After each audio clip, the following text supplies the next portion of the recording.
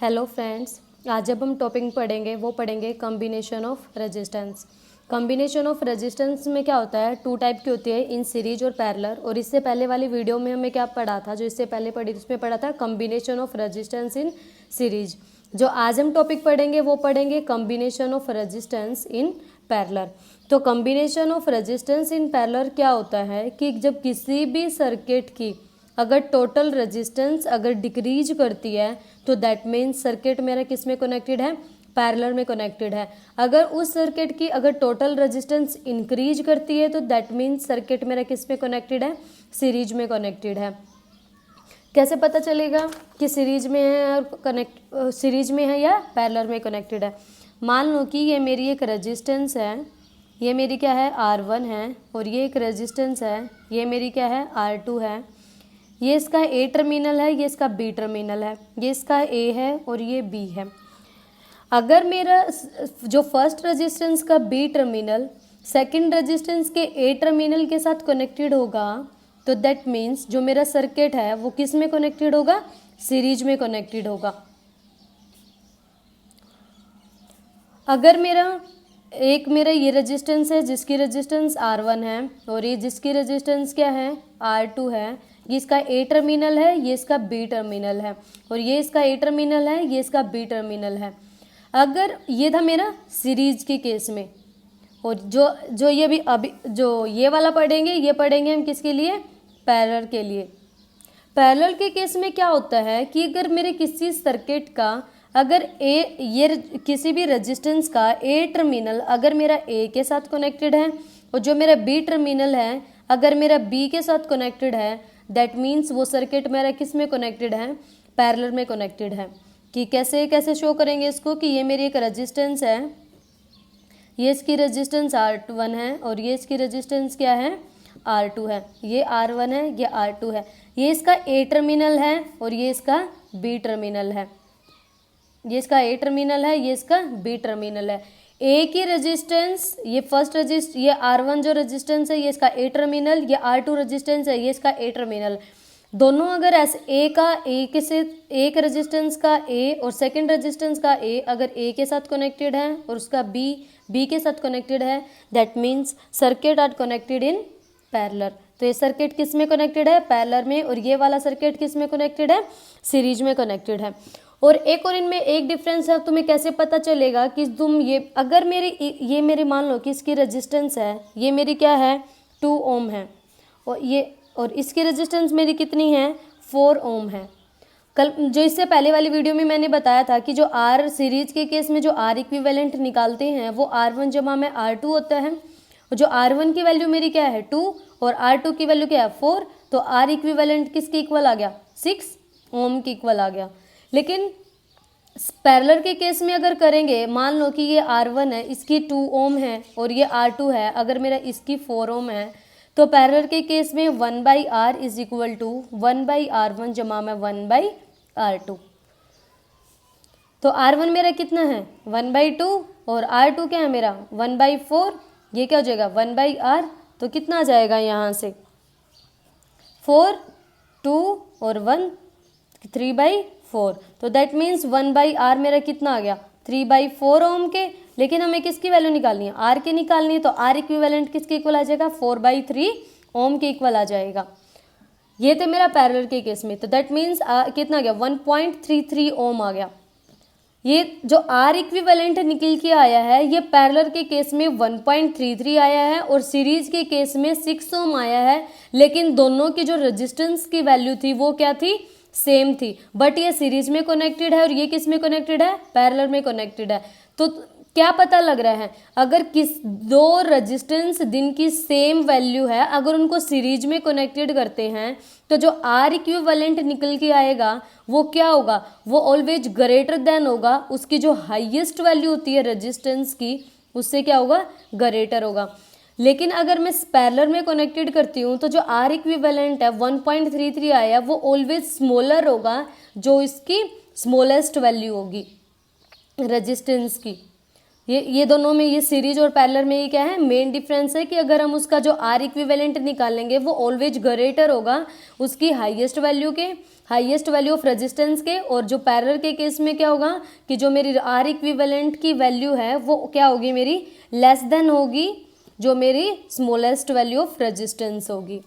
तो ये कैसे निकालते हैं कि जो 1/r is equal to 1/r1 जमा में r2, ये भी देखेंगे कि ये रिजल्ट है ये कैसे आता है।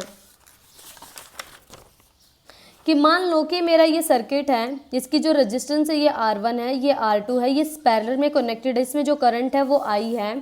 तो जो मेरा I करंट है वो किसके इक्वल है, I1 जमा में I2 के। अगर जो मेरा करंट डिवाइड हो रहा है तो ये क्या होगा, इन दोनों के सम के इक्वल होगा। तो I इज इक्वल टू क्या, I1 जमा में I2। तो हमें सबसे पहले क्या निकालना, V, हमें ओम्स लॉ में क्या पढ़ा था कि जो V इज इक्वल टू क्या होता है, I R के इक्वल होता है, और I इज इक्वल टू क्या हो जाएगा, V अपॉन R। और अब हमें क्या निकालना है, I1 निकालना है। I1 is equal to same ऐसे I1 इज इक्वल टू क्या हो जाएगा, V इज इक्वल टू क्या होता है, I1 R1। तो यहाँ से V इज इक्वल टू क्या हो जाएगा, I1 और R1। और यहाँ से अगर V निकालेंगे I2 के केस में, तो I2 इज इक्वल टू क्या हो जाएगा, R2 हो जाएगा। और यहाँ से मेरे को अगर I1 की वैल्यू निकालनी है तो कैसे निकलेगी, V/R1। तो I1 इज इक्वल टू क्या हो जाएगा, V/R1। और I2 की वैल्यू निकालनी है तो कैसे निकलेगी, I2 इधर आ जाएगा और V/R2। ये फर्स्ट, सेकंड और थर्ड इक्वेशन को जो मेरी स्टार्टिंग इक्वेशन थी यहाँ पे पुट कर देंगे। तो I इज इक्वल टू क्या है मेरा, V/R, और I1 is equal to V/R1, और I2 is equal to V/R2। यहाँ पे वोल्टेज क्या है, तीनों में सेम है, तो V क्या निकल जाएगा, कॉमन निकल जाएगा। तो 1/R is equal to V 1/R1 जमा में 1/R2। तो V से V क्या हो जाएगा, कैंसिल आउट हो जाएगा। तो 1/R is equal to 1/R1 जमा में 1/R2 आ जाएगा। इसका ये तो मेरा, इसको हम डायरेक्ट भी निकाल सकते हैं कि R1 मल्टीप्लाई में R2 और R1 जमा में R2। कि मान लो कि हमारे पास एक सर्किट दिया हुआ है, इसकी सेम ऐसे ही पहले हमने निकाला था जो 2/4। शॉर्टकट क्या है कि इन दोनों के ऊपर क्या करो, इन दोनों को ऐड कर दो, 2 4 क्या हो जाएगा, 6 हो जाएगा। और इन दोनों की मल्टीप्लाई करेंगे तो 2 4 जा 8 हो जाएगा। तो क्या आ जाएगा, 3/4 आ जाएगा। तो ये किसकी वैल्यू है, जो 3/4 निकल के आई है ये किसकी है, 1/R की। लेकिन हमें वैल्यू किसकी निकालनी है, 1/R की। हमें R के निकालनी है तो क्या आ जाएगा, 4/3 ओम आ जाएगा। अब जो सीरीज और पैरेलल है इसके ऊपर हमने कुछ न्यूमेरिकल, पैरेलल सीरीज के तो जो इससे पहले वाली वीडियो बनाई थी उसमें कैलकुलेट कर लिए थे। अब हम क्या करेंगे, सीरीज जो पैरेलल के हैं उसके न्यूमेरिकल निकालेंगे। कैसे निकालते हैं कि कैलकुलेट द इक्विवेलेंट रेजिस्टेंस, ये बोल रहा है कि कैलकुलेट करो equivalent resistance when two resistance of एक 3 ओम है और एक 6 ओम है आर कनेक्टेड इन पैरेलल। एक रेजिस्टेंस है पैरेलल में कनेक्टेड है, इसकी 3 और इसकी क्या है 6 ओम है। तो हमें बताया कि 1/R क्या होता है, 1/R1 बाई 1/R2। तो 1/R is equal to 1/R1 जमा में 1/R2।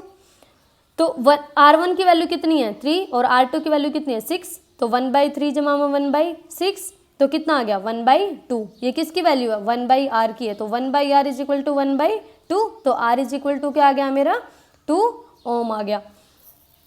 अब हमें क्या करना है, अब सेकंड क्वेश्चन मेरा ये क्या बोल रहा है, सेकंड क्वेश्चन बोल रहा है सर्किट डायग्राम गिवन। मेरा ये सर्किट डायग्राम दिया हुआ है, find total resistance of the circuit. जो ये सर्किट डायग्राम दिया हुआ है इसका बोल रहा है कि टोटल रेजिस्टेंस निकालो, total resistance of the circuit और total current flowing in the circuit. किस सर्किट में कितना करंट फ्लो कर रहे हैं वो वाली वैल्यू निकाल लो। और the potential difference across R1, और R1 के अक्रॉस कितनी वोल्टेज है। पोटेंशियल डिफरेंस का मतलब क्या होता है कि R1 के अक्रॉस जो वोल्टेज है वो कितनी है। सबसे पहले तो हमें क्या करना पड़ेगा, सबसे पहले हमें total resistance of the circuit बोला इसने निकालने के लिए। Total resistance of the circuit निकालने के लिए जो ये क्वेश्चन है ये बोथ सीरीज और पैरेलल कॉम्बिनेशन का है। तो सबसे पहले हमें क्या करना पड़ेगा, पैरेलल कॉम्बिनेशन को सोल्व करना पड़ेगा और इसका जो R इक्विवेलेंट निकल के आएगा वो इसके साथ सीरीज में कनेक्टेड हो जाएगा। तो सबसे पहले हम क्या करेंगे, पैरेलल कॉम्बिनेशन को सोल्व करेंगे। कैसे कि जो हमें पता है कि 1/R इज इक्वल टू क्या आ जाएगा 1/R2 जमा में 1/R3। तो 1/R2 की वैल्यू कितनी है, R2 की वैल्यू कितनी है 8 और R3 की वैल्यू कितनी है 12। तो 1/12। तब 1/R। तो इनका जो एलसीएम लेंगे वो कितना आ जाएगा 24, 3 और 5/24। तो 1/R इज इक्वल टू क्या आ गया 5/24। लेकिन हमें किसकी वैल्यू निकालनी है, R की निकालनी। तो क्या आ जाएगा 24 डिवाइडेड बाई 5 ओम। ये किसकी वैल्यू है, R की वैल्यू। इसको डिवाइड करेंगे तो जो R है वो कितना आ जाएगा 5 4 जो 20 और 4 और 8, 5 8 जो 40 ओम। तो कितना आ जाएगा R इज इक्वल टू क्या आ गया 4/8 ओम आ गया। तो इसको रीड्रॉ करेंगे इस सर्किट को। तो कैसे करेंगे कि ये मेरी रेजिस्टेंस है R1, इसकी वैल्यू कितनी है 7.2 ओम है, और एक जो इन दोनों का जो R इक्विवेलेंट निकल के आया है वो कितना आया है 4.8। जब इन दोनों का जो R इक्विवेलेंट निकल के आएगा वो क्या हो जाएगा, एक आ जाएगा। मतलब इन दोनों को मिलाएंगे तो एक रेजिस्टेंस बन जाएगी। तो वो क्या हो जाएगी, वो इस वाले सर्किट के साथ सीरीज में कनेक्टेड हो जाएगी। और ये इसमें करंट I फ्लो कर रहा है। ये किसकी वैल्यू है, R2 की वैल्यू है। ये R4 मान लेते हैं क्योंकि यहाँ पे R2 और R3 था ही। ये क्या है 6 वोल्ट, और इसका पॉजिटिव टर्मिनल और ये नेगेटिव, और यहाँ से करंट क्या है I। तो फर्स्ट क्वेश्चन तो सोल्व हो गया। तो किसने क्या बोला था, total resistance of the circuit. अब ये बोल रहा है total current flowing in the circuit, कि इस सर्किट में जो करंट है वो कितना फ्लो कर रहे हैं। सबसे पहले हमें क्या करना पड़ेगा, ये नहीं, सबसे पहले R इज इक्वल टू, ये सीरीज में कनेक्टेड है तो पहले सीरीज भी सॉल्व करनी पड़ेगी। R is equal to R1 जमा में R2, तो 7.2 ओम और 4.8 ओम। तो R इज इक्वल टू क्या आ गया मेरा, R इज इक्वल टू क्या आ गया मेरा 12 ओम आ गया। 8 10 और 4 3 और 12 ओम। तो जो फर्स्ट क्वेश्चन था total resistance of the circuit, तो जो सीरीज में जो फाइनल निकल के आया फर्स्ट क्वेश्चन, तो उसका जो आंसर क्या आएगा, total resistance of the circuit कितना है, total resistance of the circuit R is equal to 12 ohm. अब ये सेकेंड क्या बोल रहा है, second total current of the circuit. Total current of the circuit I निकालना है। अब देखो हमारे पास जो R निकल के आया है वो कितना आया है 12 ओम निकल के आया है, और यहाँ से करंट क्या है हमें फाइंड आउट करना है। वोल्टेज कितनी है यहाँ पे ±6 वोल्ट। अब बेस्ड अपॉन ओम्स लॉ में क्या बताया था, V इज इक्वल टू क्या होता है IR। तो हमें I निकालना है, तो I इज इक्वल टू क्या हो जाएगा V/R। तो वोल्टेज कितनी है 6 वोल्ट अपॉन में 12, तो कितना आ गया 1/2 ओम आ गया। तो I करंट कितना आ गया 0.5 एम्पियर। तो I इज इक्वल टू, इस सर्किट में जो करंट फ्लो करेगा वो कितना करेगा 0.5 एम्पियर। तो I इज इक्वल टू क्या है 0.5 एम्पियर। अब ये क्या बोल रहा है, थर्ड बोल रहा है कि the potential difference across R1। ये बोल रहा है कि R1 के क्रॉस, इससे जो पहले वाली वीडियो बनाई थी उसमें बताया था कि जो सीरीज के केस में जो वोल्टेज होती है हर एक रेजिस्टेंस के अक्रॉस क्या होती है, अलग अलग होती है। तो ये बोल रहा है कि V1 के अक्रॉस वोल्टेज निकालो क्या है। V1 मतलब जो R1 रेजिस्टेंस है, R1 रेजिस्टेंस के अक्रॉस वोल्टेज बताओ क्या है। ये भी पूछ सकता है कि जो R इक्विवेलेंट आया है, मतलब जो R4 है उसके अक्रॉस जो वोल्टेज बताओ कि जो उसके अक्रॉस जो वोल्टेज है वो कितनी होगी। लेकिन इसने क्या पूछा है कि पोटेंशियल डिफरेंस अक्रॉस R1 के अक्रॉस अगर हमें निकालना है तो सबसे पहले वही V इज इक्वल टू क्या होता है IR, लेकिन ये किसके अक्रॉस है R1, और करंट क्या है दोनों में सेम ही है। हमें क्या निकालनी है V1 निकालनी है। तो करंट कितना है 0.5, और रेजिस्टेंस की वैल्यू कितनी है R1 की 7.2। तो जो वोल्टेज निकल के आएगी V इज इक्वल टू कितनी आ जाएगी 5 ×